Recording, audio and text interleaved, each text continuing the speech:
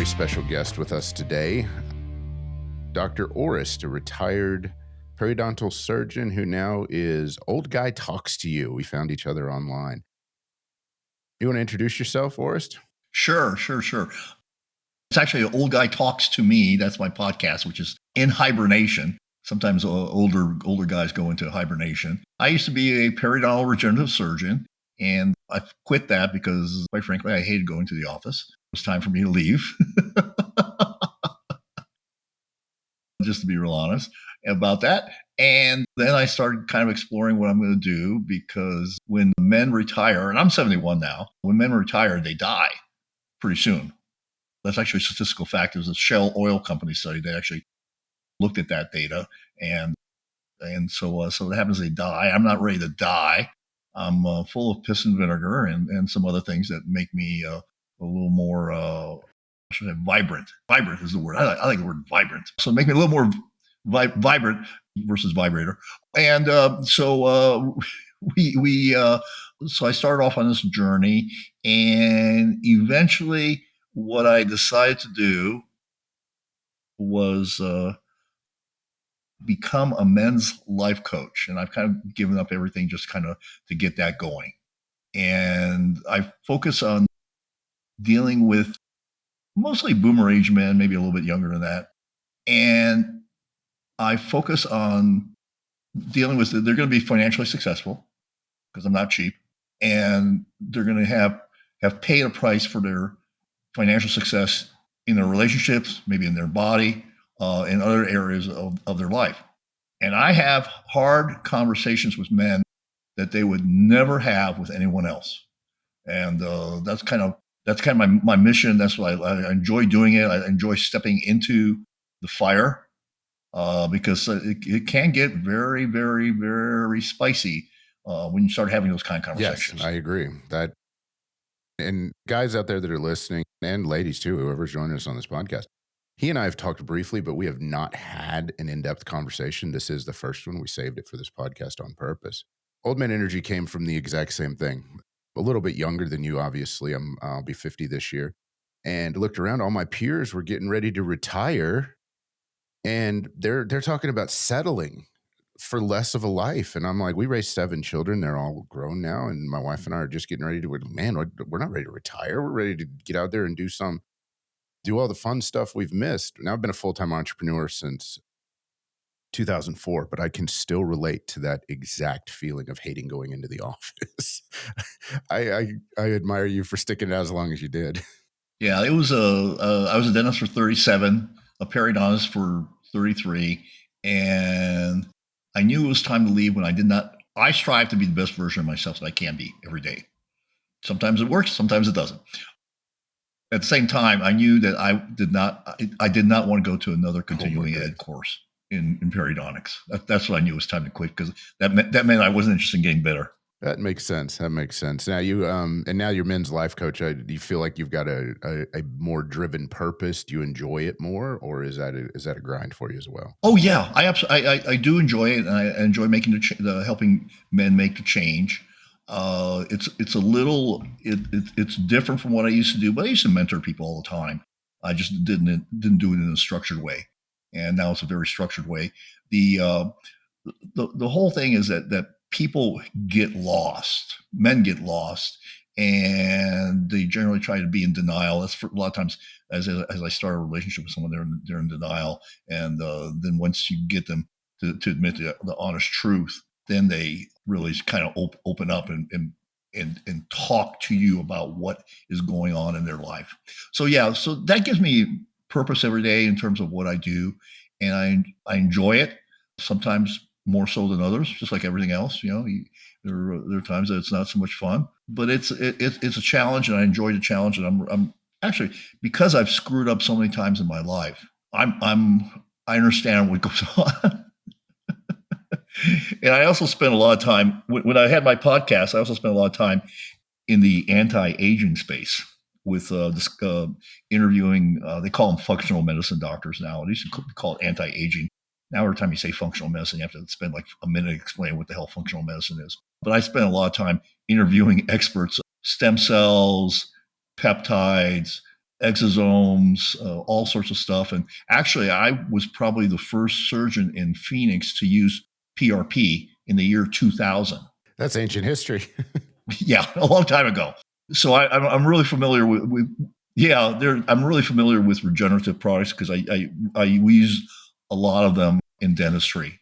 We're very similar in times, especially when a periodontist who rebuilds gum and bones. We do a lot of stuff with lots of regenerative materials. We had a guest on the podcast a few episodes ago. She is a nurse practitioner who left to become a wellness doctor because of the medical industry. She was not allowed to spend the time that she wanted with her patient. She actually is my wife's primary care now. And we spent some time with hormone therapy, regenerative therapy, just as aging for women, it seems to be more acceptable than for men. Getting men to admit that they need help from time to time has been a challenge. Have you found that to be true? I think it's true, and it's also the nature of how things start. For men, it's a slow decline that is almost unnoticeable over a period of time, and we're what we're really, I mean, just we're talking about testosterone here. Just so we have my disclaimer, my IP, assume my IP lawyer is happy. I need to say that I'm not a physician. Consult with an appropriate professional before pursuing any therapy. These are my opinions, and then my last caveat is you are responsible for your own shit. So that's as the disclaimer for Old Man Energy says, these are my opinions. I'm not a doctor, a licensed psychiatrist, or anything else. I just talk about how I screwed up and what works for me. And TRT definitely made a huge difference in my life. I mean, and before it was ever popular. I mean, because I've always been kind of a tip of the spear person, and so I've been on it for over 30 years. So it's yeah. So I mean, now it's on every corner, and there's a little bit of a problem with that because, in my opinion, and the experts that I've interviewed on my podcast, you get a lot of shit from these T-mills that you don't need. And I had a discussion with one guy, and I was like, it was interesting on the internet. And it goes like, oh, you need this and you need that. I go, no, you don't. I go like, I can tell you from 30 years of experience, you don't need that. I said, yeah. And let me tell you I'll introduce you to my friend, Scott Howell, who's actually, you may consider having him on your podcast. Scott is really smart. He's an androgen expert, and I've had him on my podcast several times, and he wrote the position paper, or helped write the position paper, him and another guy, for the USA Powerlifting Association regarding trans athletes. Okay. Yeah. Okay. So he's really smart. And when he reads a study, he actually reads the study and looks at the charts and the descriptions and everything else. He doesn't go to the conclusion like I do. It processes it and understands. Yes, exactly. I can read a lot of stuff, but I don't always understand. Yeah, you don't want to get into an argument with him because he'll just bury you with data. I like guys like that, but I try not to argue with them too much.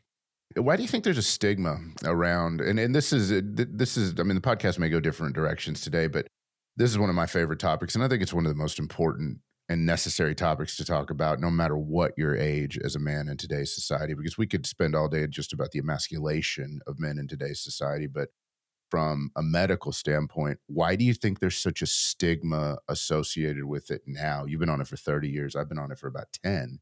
But even still, it seems like it should have been normalized by now. There's a lot of misinformation out there. And actually, somebody just sent me a report that they did a double-blind study on testosterone. And they looked at heart disease, prostate cancer, several other things. And, the myth is that, when I went on testosterone, my primary care physician said, oh, you're going to get heart disease, you're going to get prostate cancer, and your balls are going to hang and your dick's going to fall off. That's essentially what he told me. Okay. Got all those warnings as well. Yeah. And it didn't happen. It didn't happen. And now I actually sometimes tease him because he is suffering from that because his shoulders are caving in on his chest. You know what I mean? You start losing posture because you don't have muscles for good posture support. So there's a societal thing about this, toxic masculinity. Well, there's nothing toxic about masculinity. Bullshit, I call on that. Not at all. I know, if a guy is toxic, he's an asshole. If a woman is toxic, she's a bitch. Okay, it's just as simple as that. It's not, people. There's plenty of toxic personalities in both the male and female genders, and by the way, there's only two genders. Let's get that cleared up. On this podcast, there's always only ever been two Yeah, genders. and if you self identify as a dog, I think you got psychological problems. You'll need to have your. I mean, there's a whole thing on the trans thing, and unfortunately I've gotten a lot more familiar with it. Really want to, but sometimes you have to have the knowledge when you get into discussions with people about it. But the thing about the vilification of masculinity is an interesting thing, because part of it started in the old, probably in the 60s or 70s, when they had a lot of these. I was in college then in the 70s, early 70s, and they had all of a sudden these women's studies programs were springing up, and it basically, if you went into a women's studies program, you ended up, if you were happy when you went in, you ended up being miserable when you came out, and bitter. And and so I've heard that before. What's that? So I've heard that before. Yeah. And so it's so funny. One of the apartments I lived in turned into a women's study program down at the University of Arizona when I went back a while back. And so I think that's unfortunate.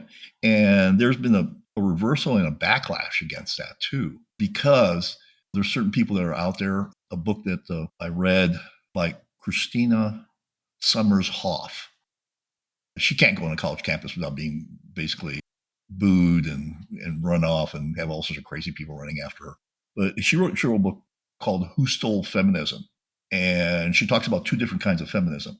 One is equity feminism, which is basically equal pay for equal work.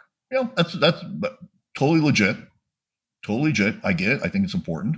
Yeah, I don't think anybody's going to argue with that. As a father of two daughters who are working, I think that's very important. The flip side of this is also the gender thing, where I don't want one or I don't need one, or it's even more than that. It's more like they're evil. They're evil, and we need to eliminate their masculinity. And what's really kind of interesting is coming up now, and you see this. Sometimes there's been like some videos, like this woman probably in her 20s. Remember this one video I saw on TikTok or something like that. The only reason I'm on TikTok is those videos keep on showing up on X. I normally don't go on TikTok. It's very easy to share from TikTok to X, by the way. Yeah. So she's there and she's lamenting that the only guys that she is attracted to are basically alpha type conservatives, and she views herself as a liberal or as woke. It was hilarious. She's totally confused. And there's a lot of people that spend way too much time thinking about this because they don't have a life. But you look at this whole thing with Swift and Kelsey, Taylor and Kelsey, and she has only dated. I don't follow her life enough to really confirm this. And my daughter told me that she thinks I'm actually kind of accurate. But I think prior to him, she only dated like boy band people, not particularly masculine, and Kelsey, whatever you think, he's incredible. Obviously, he's incredibly masculine, except for that fucking suit he wore into the Super Bowl game. Did you see that thing? That was horrible. You have to make a lot of money to buy something that ugly. Oh my God. It kept showing up on my feed. I'm like, what the hell is this? Is he going to a costume party? Yeah. It was. I mean, and it was really expensive too, because you can't make stuff that ugly, custom made, without it being like $20,000 or $30,000 to put something else like that on. At least that would be my guess about what it costs. You can't talk about that suit. Maybe, I don't know. You can't talk about that suit without talking about some of Jordan Peterson's suits these days either. Oh, you know what? I haven't seen some of his suits lately. I'm a great fan of his, but he's got some pretty crazy suits. So, Flint, I want to get back to this little testosterone thing, because it's bigger than most people realize.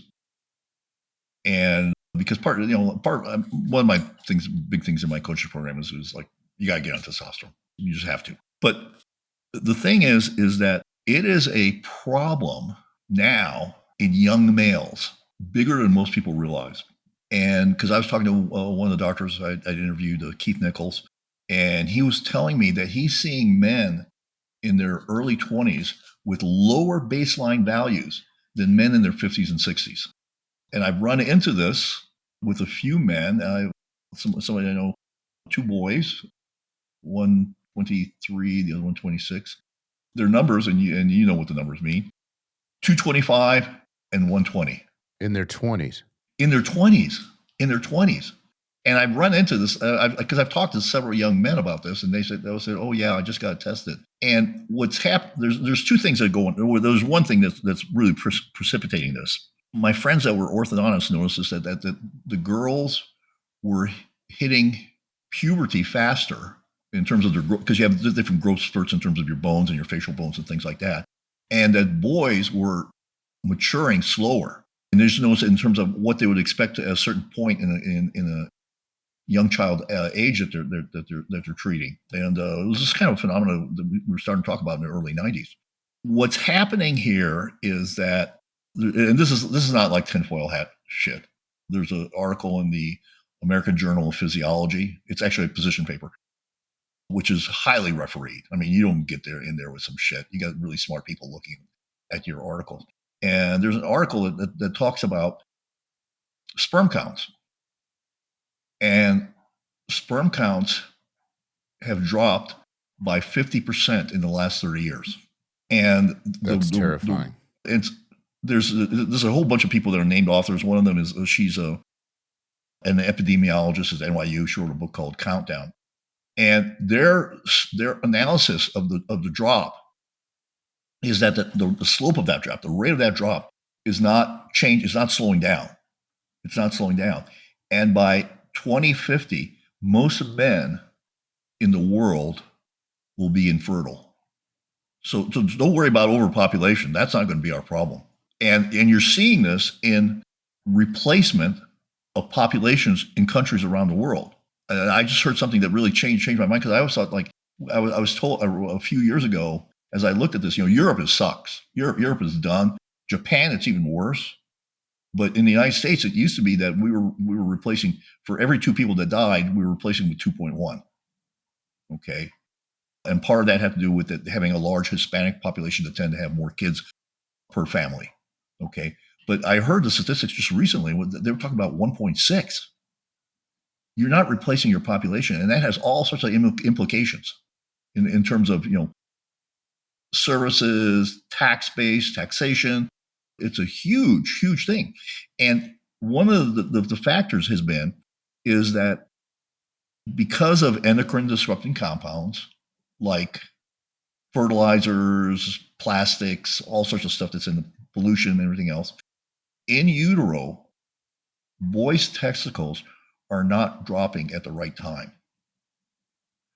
And this is part of this paper. And so what happens is they're not developing properly. So consequently, they have low semen and they have low testosterone. This is a problem that's occurring, that's getting more and more common. So that's why sometimes you see, like, you look at a lot of kids these age, like in their 20s, they're not particularly masculine. I know it's horrible to say that, but that's true. It is. So this has huge societal implications. And a lot of women, especially in college or just out of college, they're really having issues finding men to date, also maybe marry if they want to, or whatever, they choose to. It's an issue, and the pool of men that are attractive to women is shrinking.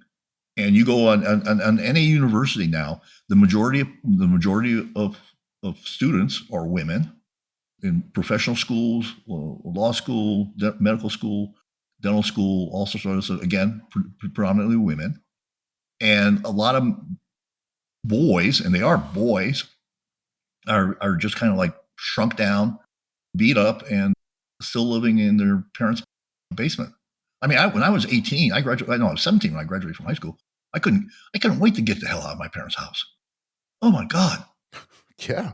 But it's a phenomenon. We've castrated an entire generation. I've described that philosophy before. I spend a lot of time mentoring young men and working in that space specifically because I believe that we not only have that physical problem, which you've just expanded on and described better than I've ever heard. Thank you for sharing that.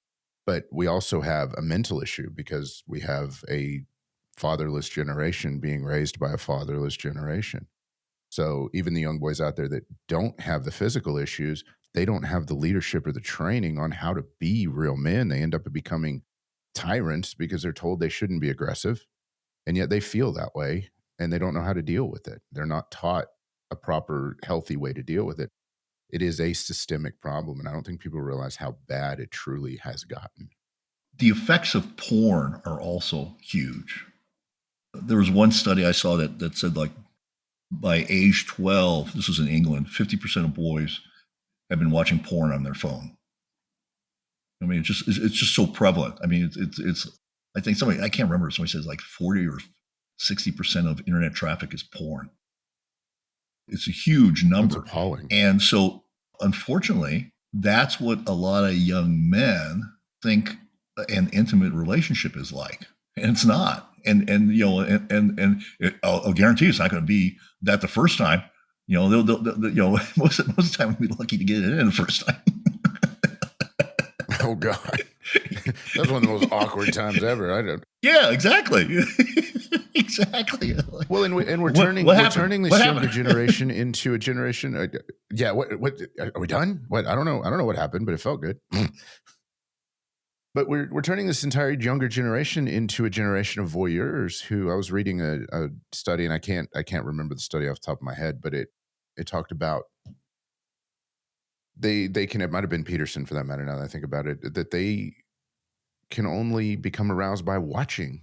So when they get into the actual physical situation, if they have the guts to actually pursue to that point, they can't do anything about it because not only do they not know how, they don't have any experience, but their entire system is now driven by voyeurism. Yeah, I had an interesting. I was at a birthday party, and I have no idea why people tell me stuff, and I haven't. You know, I've just kind of learned to accept it that that's going to happen. But they tell me stuff, and I was with this talking to this guy who was 60 years old. He didn't look 60. I mean, he was buff. He was an airline pilot. Then his other job was being a lifeguard at Malibu Beach in California. You know, just you know, and we started talking and stuff, and he said, like, and we're just somehow we got on the topic of sex. And he said, I really have a hard time coming.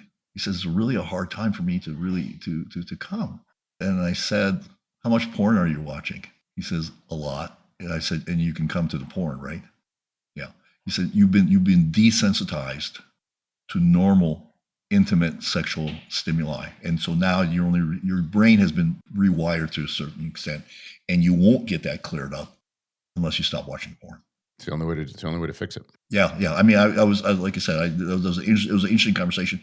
It wasn't one that I was expecting to have when I was after 35 minutes into the party. Did he know your background, or did you just start talking? We just started talking. We just started talking. So I don't know why, but you know, I'm glad that people feel open because I mean, the flip side is I am blunt. But I also want to be approachable, and I have a habit of saying the things that people are thinking that they don't want to express, and I've always had that skill. I've done that all the time. I can see that about you. Yeah. I'll just like everybody's thinking it, and I just say it out loud, and people go, "Really? That's what I was thinking too." Like, well, yeah, I just happen to verbalize it first. Yeah, but they don't have the guts to say it. They don't have the guts to say it. And you asked me an interesting question in leading up to this podcast, and I'm going to feel like I'm abruptly changing the subject. It's just because this conversation could go on for a long time, and I'm dedicated as much. It's a little morbid too. But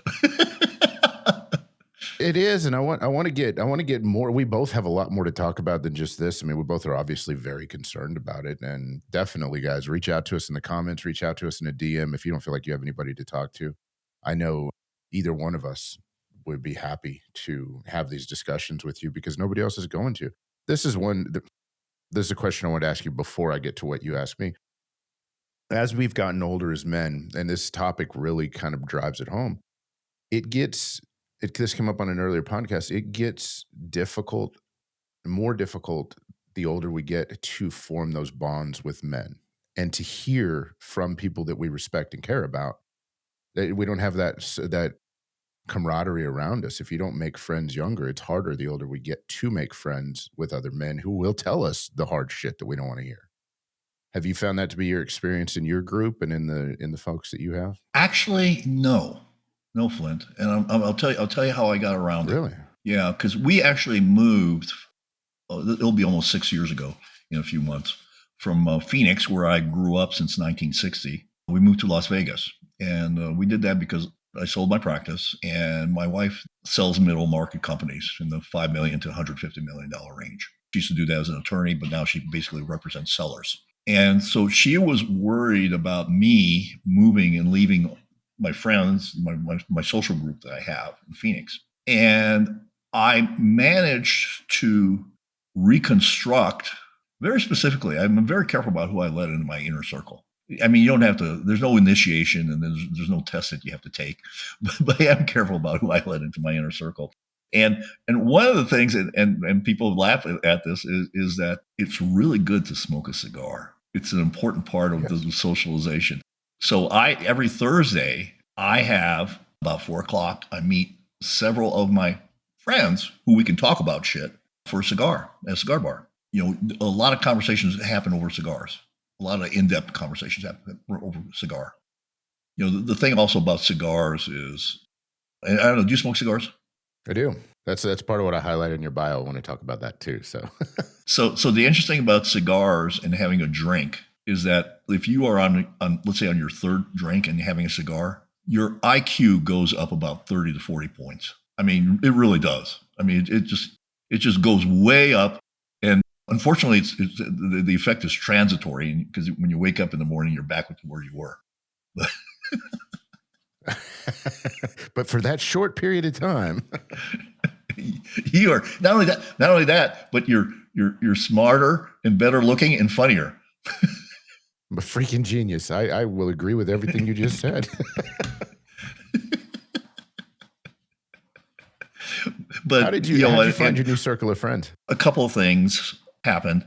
Part of it is because of what my wife does, we tend to be around a lot of entrepreneurs, a lot of successful people. And so some of them came in from there. I also met a friend who he and I become very good friends at the cigar bar by just walking over and saying hello. Say, hey, I see you in here all the time. My name's and he said, like, oh, let's just sit down and visit. And we started visiting and this and that. And we, you know, he would come in, he and I would go to the same cigar. And sometimes when I go into the cigar bar, especially on Sunday afternoons, I usually go on Sunday afternoons by myself. And that's my sit and think time. I go in there with a notebook with a blank piece of paper. I have a cigar. I have a Gibson. That's my favorite drink. And I sit and think about what's coming up. And that gives me an opportunity to kind of reflect on what's been happening and figure out what I want to do. But that, and I also joined a service organization, really high end people. Most of the people in there own their own company or they're at the top of the food chain in a company that they're working with. You know, they're C level people or whatever. So that's kind of how I did it. I found high quality people I could relate to. Now there have been people I've said no to. I actually told one guy, no, I don't want to be your friend. I don't particularly relish in that, but I think it's kind of an interesting thing to say. Well, a lot of people don't do that. A lot of people just take wherever, and it's very important to cultivate who you surround yourself with because one person can definitely poison your entire attitude towards a bunch of other people.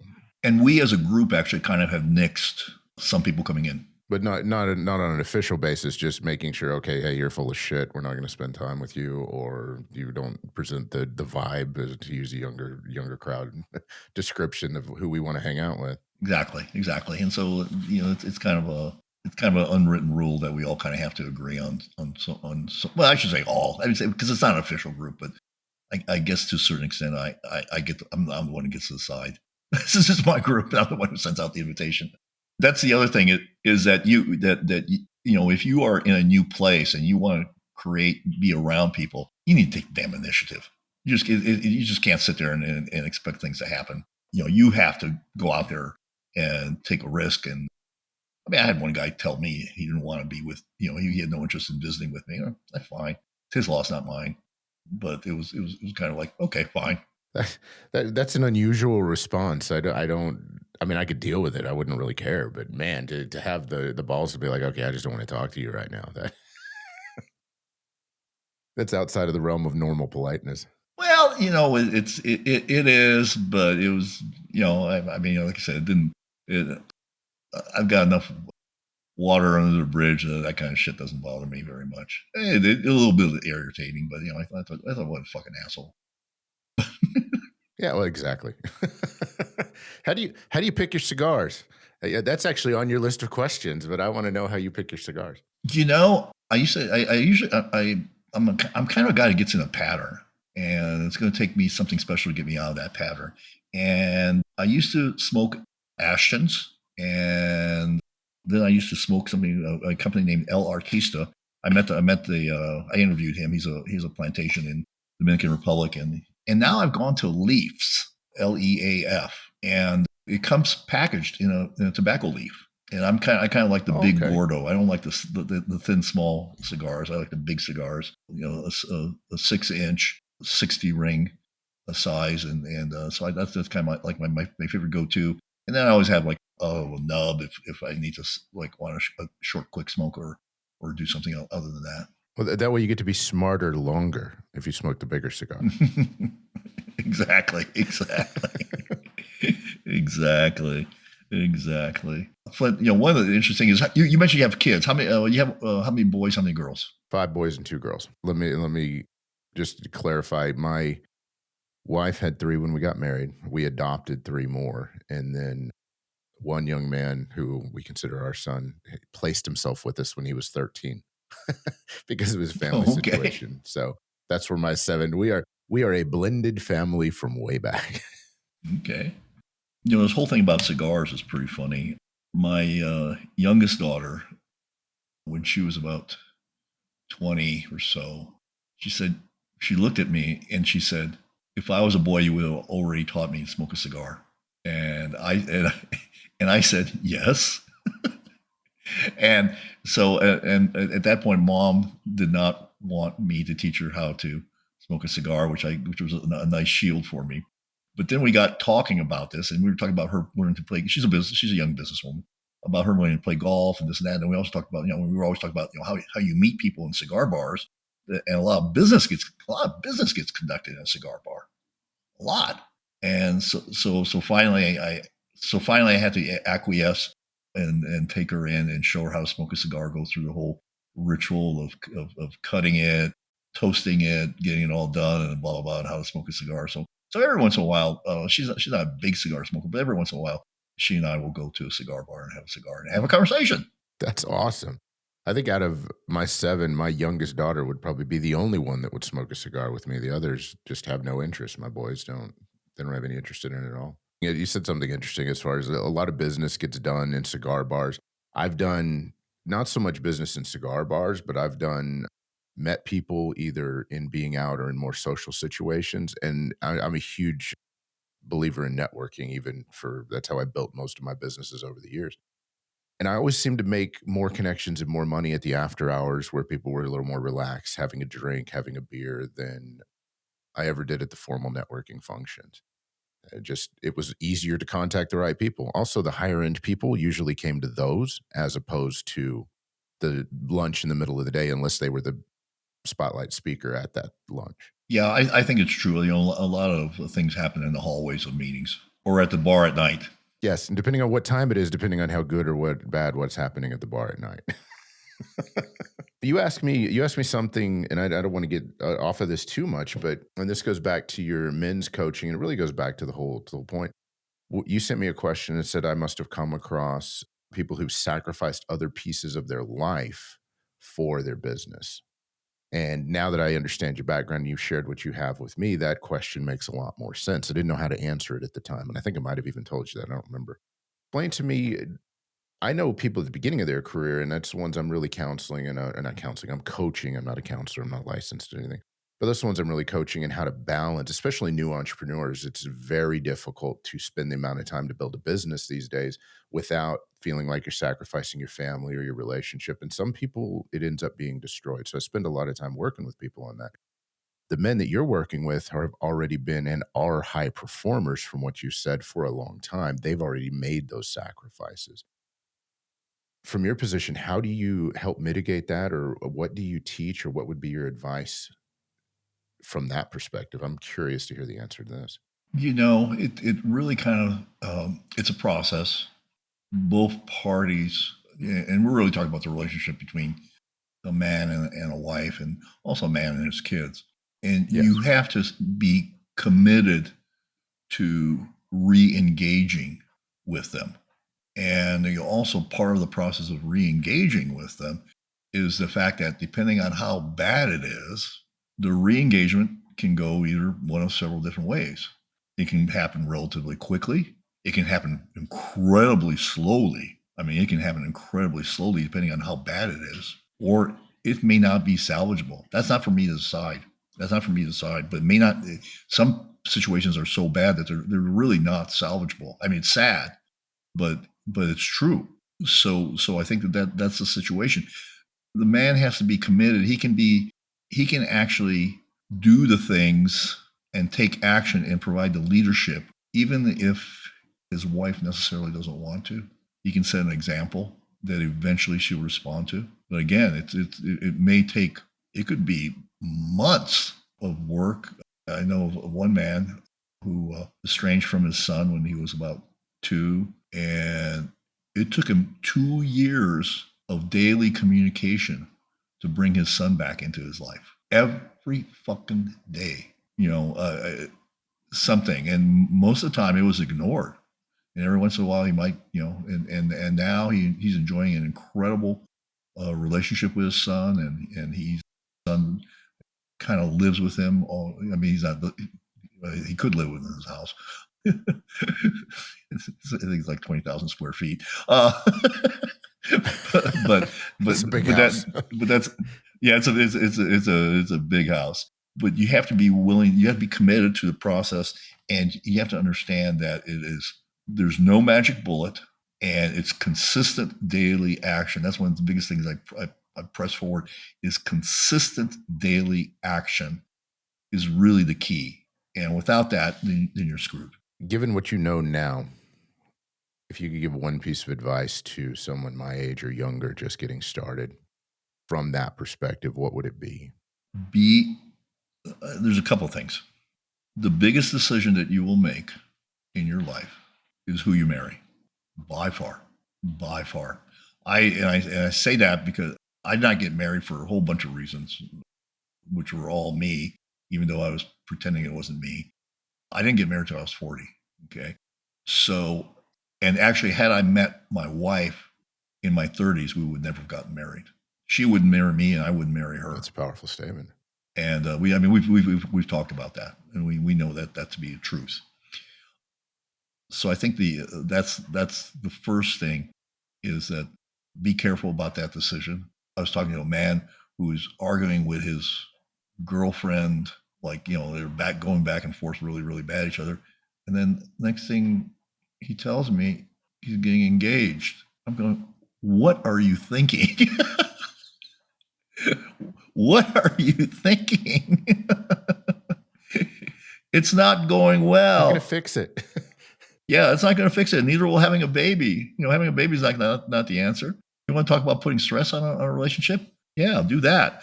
So I think that's a very important decision. It doesn't mean you have to be perfect. It doesn't mean she has to be perfect. But there needs to be some sort of understanding. And part of it also has values and morals. You got to be on the same page with that. So you have to have a really understanding about that. I think that the other thing that's really important, it goes along that, is communication. And that changes over time as you get older, as she gets older, as your kids get older. We knew that we were going to be empty nesters. And we started preparing for that before all the kids were gone, before all the trip, all the rides to basketball practice, all the rides to lacrosse, shotgun shooting, everything.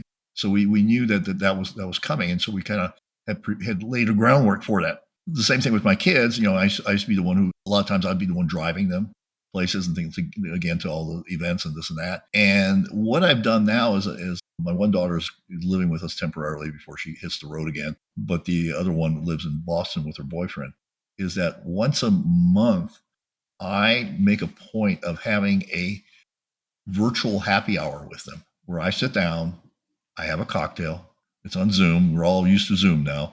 and I have a cigar, and I visit with him for about an hour. Once a month's about right. Doing it more often than that, I don't think that works. But once a month is good, where I have a conversation with them about what's going on in their life. We talk about stuff. So we keep that open. So I've been doing that for a couple of years. I've even included the boyfriend in it because it looks like he's going to be fiance, husband sometime in the not too distant future. So I've include him in that circle. So we do that, and now our daughter's with us for a little bit, so we'll go to a cigar bar and do that. If I could go back and do one thing differently, raising my children, I would have spent more time with them. And I know that sounds cliche to say that, but the way that you found it just to keep that relationship open as they grow, because I've some of my children are estranged from me for that exact reason. I didn't develop the relationship strong enough, or there were mistakes in there. So I think it's a powerful piece of advice. And for the younger guys that listen to my podcast, take that advice to heart, especially as you start having children, because once they're gone, you don't get that time back ever.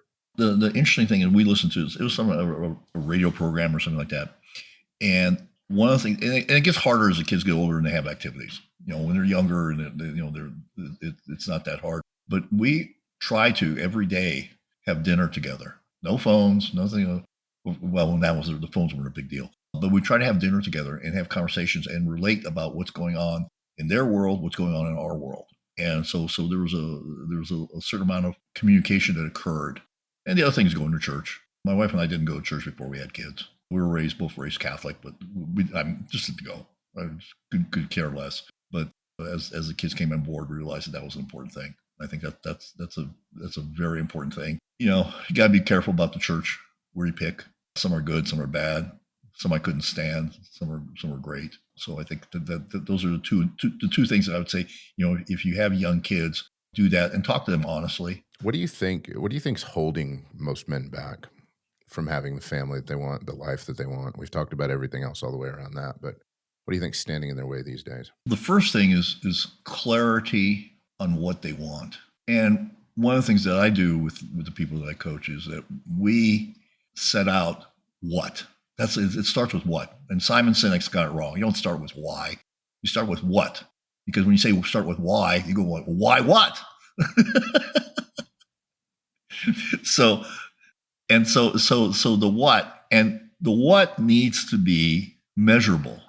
So you have a specific target that you're going to. It's not like, I want to feel happy. Well, that doesn't wash in the world of what. What is something that is measurable. You can say it, and when you've achieved it, if you're moving towards it or away from it.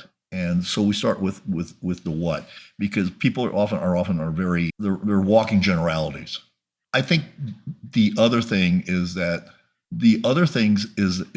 it is hard. It is hard to do, and consistent daily action is really hard to do. I wish I could tell you that I do everything every day. I don't. There are days, and part of success, a good part of success, is doing shit that you don't want to do, but needs to get done repeatedly. Yeah. and that's true in all areas of your life. They call it the grind for a reason. It sucks. I teach people that every day. The men that I counsel or I mentor in the business space a lot, especially young entrepreneurs. And I was like, you're going to spend an exorbitant amount of time doing shit you don't want to do and stuff you don't like. And not only that, you got to become really good at it. Exactly. So I think that's a big part of it. I think that, I don't know at this point, especially like you talk about young men entrepreneurs, whether involving their significant other in the, not necessarily in the business, but at least giving them clarity about what's going on. Because a lot of times a guy will come home, grab a drink, sedate, and check out. And that is I think a problem. I was interviewed by a couple of women from Australia, and we were talking about that. And she said, well, her husband comes and asks her how's she doing? What'd she do today? And she gave a very terse answer. And I just stopped her right there. And I said, do you realize he's asking you because he's interested in what you do? And you just completely turned him off with that reply. She goes, I didn't realize that. Well, people don't think, or they just give a generic response and don't communicate, and then wonder why they don't like each other much after a while. Absolutely. I probably spend more time teaching young men, and whether they're businesses, young executives, or heck, and by young men, I talk about men my own age as well. I seem to have always been an old soul, but just how to communicate with their children, with their spouses, and even to the point where telling them, like, look, put an appointment with your kids on your calendar so they know when they get your time, and then don't feel bad about spending time with them.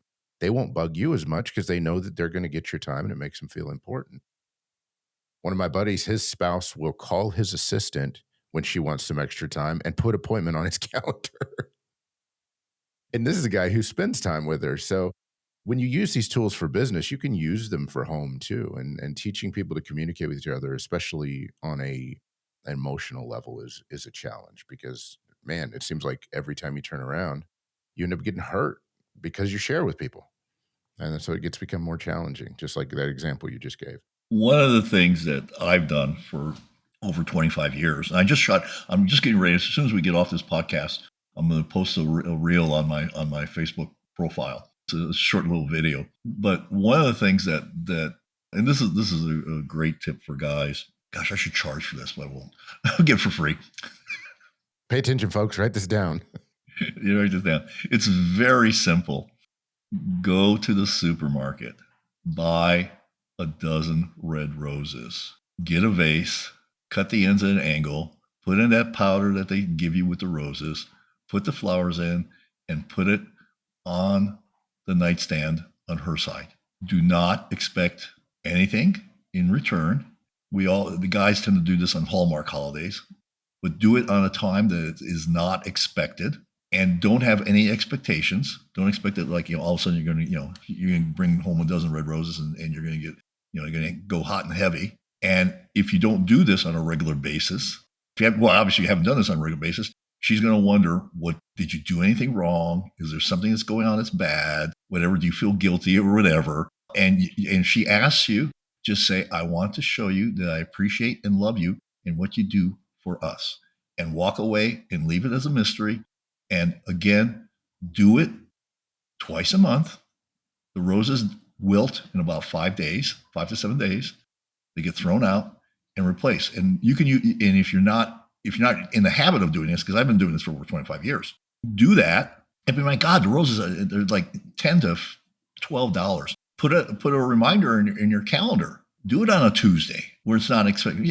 Every fool is buying roses that are marked up on Valentine's Day. They're like double or triple the price. They're buying chocolates. You're paying for a price fixed dinner and this and that. And believe me, if you've been an asshole for 364 days out of the year, that one day isn't going to cure it. Try that. And if you, like I said, do that consistently. That's awesome advice. Now, the one objection you're going to get, well, what if my wife doesn't like flowers? Guys, that's not the freaking point of what he's explaining out here. Listen, I've heard that. I don't think she's going to say, I don't like flowers. That's not, she's going to be confused by it more than anything else, which is good. But don't use that as like, oh, she doesn't like flowers. Well, a lot of times, actually, my wife is very frugal. She's very frugal.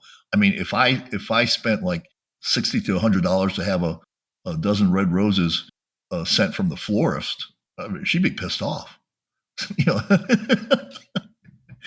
So what are you doing? Yeah, exactly. They die in 5 days. The reason I led with that is my wife is one of these folks that's not a flower person and has told me that. She's like, I don't know why you did this, but she still enjoyed the gesture. She still liked it. And I did get the question, well, is everything okay? What's wrong? Now, I'll be honest. I got that question from a cashier once at the grocery store. From the cashier? If you are buying flowers at 7 o'clock in the morning on a Tuesday, she goes, you must have done something really bad. Oh, that's awesome. That's awesome. I can see that because but there's a floral department in the grocery store for a reason. I mean, somebody's got to be buying the flowers. They're not just putting them in there to throw them away. We've touched base on a lot of things. Good Lord. And this hour has flown by. I I've enjoyed talking to you very much, and I don't want to cut it off, but I'd like to ask: is there if you're going to leave us with anything, what would be the gem that you would like to get across to the audience out there? What do you think is the most important thing to say? Every day is important to work on yourself to be a better version of yourself today than you were yesterday. There is no such thing as status quo. You're either getting better or you're getting worse. And if you're not working on it, by default, entropy takes in and you're getting worse. Those are powerful words and very, very apropos. Oris, I appreciate your time today. Thank you very much. For those of you guys that are still with us, we're going to post his socials and his links up in the description for this particular episode. Go check it out. Everything that I've seen of his online, even his other podcasts, are just exactly the same as this. You never know for sure what he's going to say, except it's going to be a consistent message. So if you don't already like I and subscribe this on YouTube, go ahead. Go ahead, please. Flint, I hear it the first time too when it comes out of my mouth. I love that. Actually, before I do the social plug, I'm going to say I definitely would like to have a drink and a cigar with you, and I can tell you absolutely I'll be in Vegas because I know I have a granddaughter that lives there, so Great, great, we great. will be there at some point. Absolutely. Listen, guys, thank you for joining us today, and I appreciate you, Oris, very much for taking your time to spend with my audience. If you are not already following the podcast out there, guys, like, subscribe, follow up, post different social media daily on the different platforms. So make sure you follow us there. And you can catch his links in the description of the bio here. So thank you very much. And y'all have a wonderful day. Love y'all. Peace.